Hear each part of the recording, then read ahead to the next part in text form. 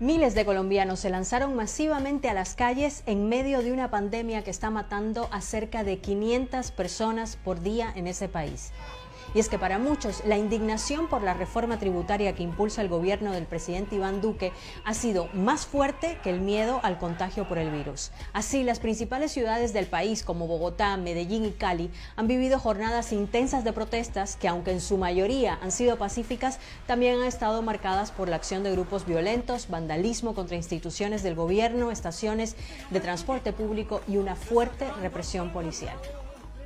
En este video te damos las claves para entender estas masivas protestas y por qué la reforma tributaria de Duque causa tanta indignación en Colombia.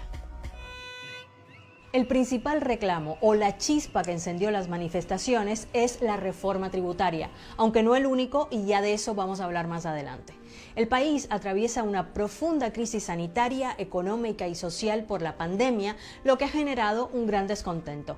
Y lo que hace esta reforma tributaria es apretar aún más precisamente a los sectores de la población que más han sufrido durante la pandemia. La situación económica es preocupante.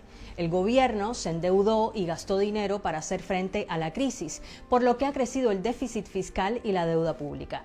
Así que la idea con la Ley de Solidaridad Sostenible, que es el nombre que le ha dado el gobierno a la reforma tributaria, es recaudar cerca de 23 billones de pesos colombianos adicionales. Estos son unos 6.300 millones de dólares.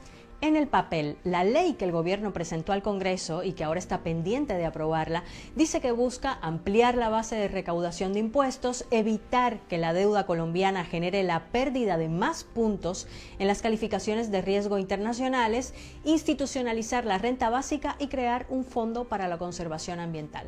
Suena como una buena receta para sanear cuentas, pero el punto clave y motivo de mayor indignación es de dónde se sacará ese dinero. El propio ministro de Hacienda colombiano, Alberto Carrasquilla, explicó que la recaudación vendrá un 73% de las personas naturales y el resto de las empresas. Es decir, la mayoría de la gente va a pagar por esto.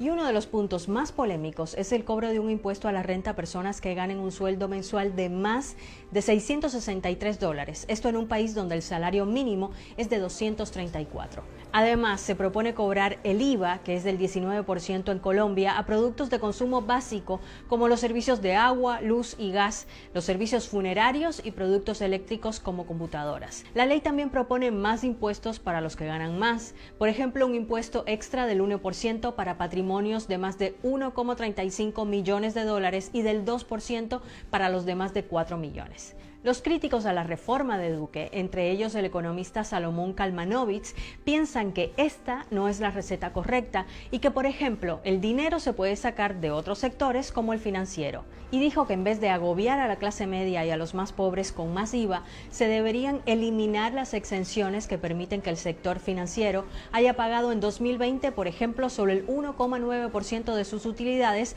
que fueron de 32.000 millones de dólares. Aunque hay otros economistas que opinan que incrementando impuestos solo en estos sectores no alcanza para la reforma que necesita el país. Pero el reclamo que se ha dejado de escuchar en las calles de Colombia, como ya te adelantamos, no solo tiene que ver con la reforma tributaria, sino con un descontento social acumulado que ya se había dejado sentir en las masivas protestas de finales de 2019.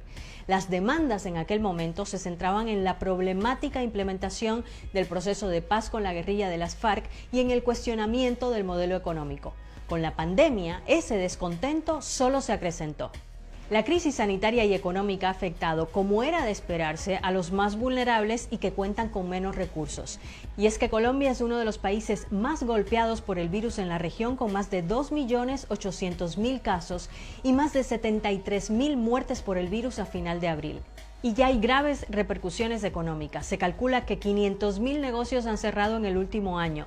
La cifra de desempleo supera el 17%, aunque hay ciudades en las que es mayor del 20%. Según los datos de la Dirección Nacional de Estadísticas de Colombia, se sabe que 2.3 millones de hogares solo se pueden permitir 2 comidas al día y que el 19% de las familias no cuentan con ahorros para sobrellevar esta situación.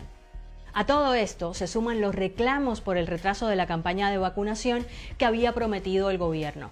Hasta el final de abril en Colombia habían recibido la primera dosis de la vacuna más de 4.700.000 personas, según los datos del Ministerio de Salud, lo que pone al país detrás de Chile, Brasil y Uruguay en números de vacunados por habitantes.